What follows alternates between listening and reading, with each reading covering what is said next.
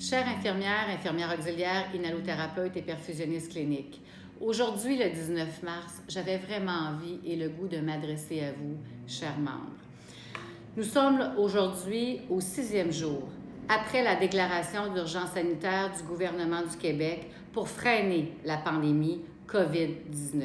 Ça va vite, vous le savez, ça va très vite.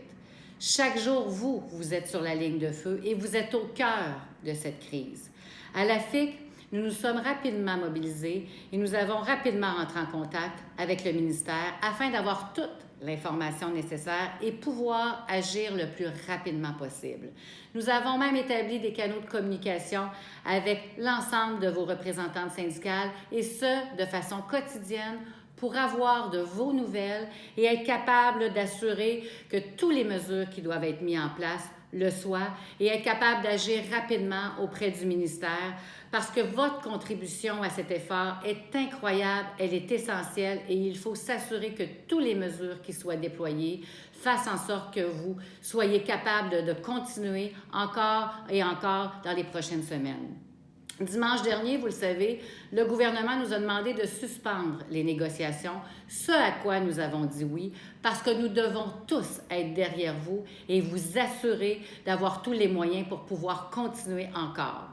Donc, notre priorité maintenant sera de demander au gouvernement de garantir votre santé et votre sécurité.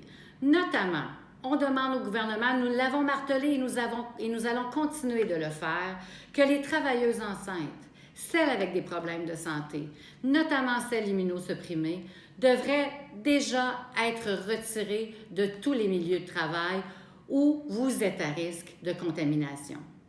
Vous devez aussi avoir toute la reconnaissance qu'on aurait dû, bien sûr, vous donner depuis très longtemps, mais c'est maintenant ou jamais.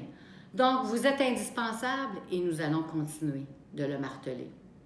Vous devez aussi avoir tous les moyens pour être capable de pratiquer aujourd'hui et demain avec tous les défis que vous aurez et qui s'annoncent devant vous, tous les moyens possibles pour bien le faire. Sachez que nous avons envoyé, vous l'avez peut-être vu hier, mais un message très clair à la ministre de la Santé, que nous étions prêtes dès maintenant à aller rencontrer les ministres pour pouvoir convenir de toutes ces mesures exceptionnelles dans ce cadre exceptionnel-là où vous avez à contribuer à chaque jour. Donc, voilà. Et j'ai envie de vous dire à la fin de mon intervention auprès de vous, 5 770, ça vous dit quelque chose, vous? Eh bien, je vais vous dire de quoi c'est le nombre de signatures recueillies jusqu'à maintenant, derrière la pétition lancée par une de vos collègues à Québec pour soutenir les professionnels en soins. Wow! Donc, moi, je vous le dis, infirmières auxiliaires, inhalothérapeutes et perfusionnistes, tout le monde est avec vous. La FIC est derrière vous.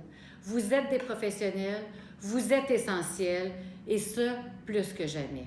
Donc, dès maintenant et dans les prochaines heures et les prochains jours, ce qui est important, c'est qu'il doit y avoir des mesures afin de le reconnaître.